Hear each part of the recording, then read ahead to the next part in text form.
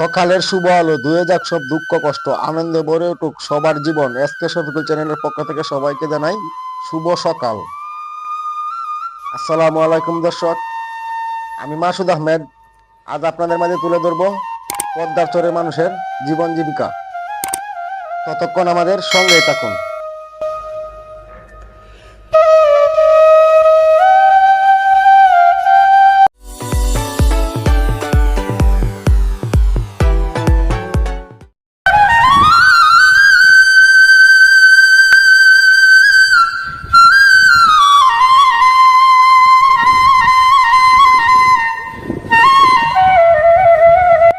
দর্শক, আমার সামনে যে চরটি দেখতে পাচ্ছেন, এই চরটি হলো মুন্সিগঞ্জ জেলার লোহদি থানার একদম পদ্মার মাঝখানে একটি চর।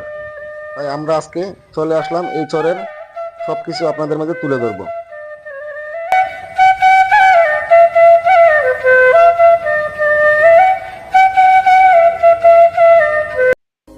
হায় রে পদ্মা, শেষ পর্যন্ত তার কবল থেকে এই মসজিদটি কেউ রেহাই দিল না।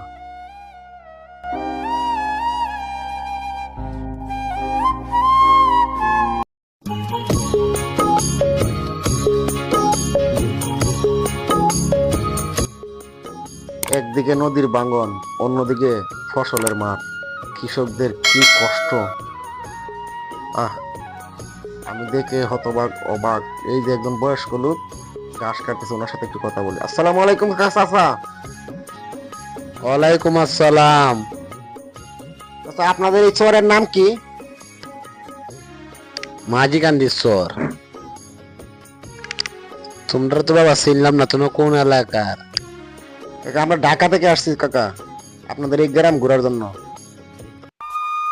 কাকা, আপনারা এই চরে কতজন পরিবার বসত করেন? আসি বাবা, আমরা 10-12 পরিবার হইব।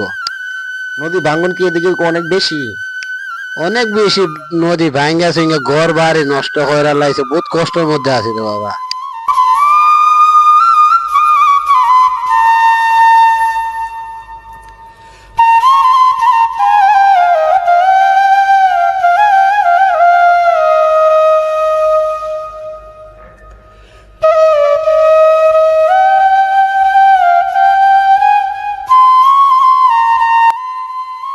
এই চরে সরিষা,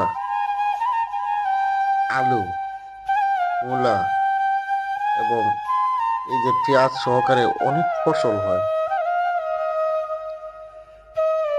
এই চরের মানুষের জীবিকা চলে এই ফসলের উপর নির্ভরসা করে। কেউ কেউ আবার ঢাকা চাকরি করে। আমাদের সামনে একজন ভাই আছে, ওনাকে কিছু জিজ্ঞেস করবো, দেখি উনি কি বলে।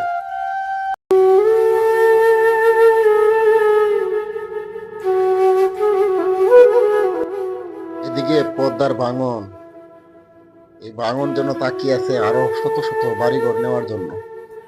আহ,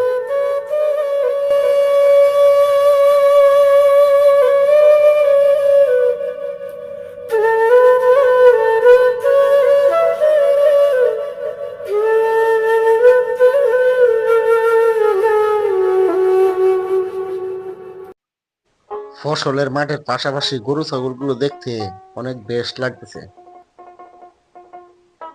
এই যে সরু রাস্তা, মাটি মেটো পথে হাঁটতে আমার অনেক ভালো লাগতেছে। সামনের বাড়িঘর গুলো দেখতে অনেক সুন্দর। তার মধ্যে কিছু কিছু বালুর চর, হালকা পাতলা বাড়ি, একদম শূন্য এলাকা, নির্জন এলাকা।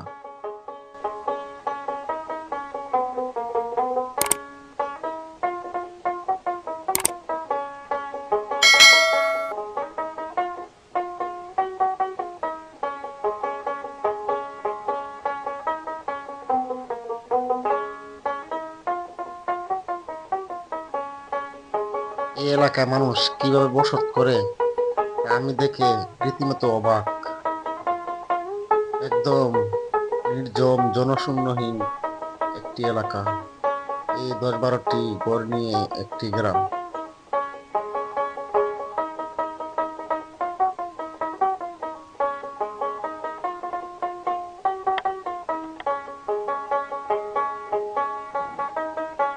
এই এই নির্জন চরে নদীর ধারে একটি চাচা একা একা ঘাস কাটতেছে।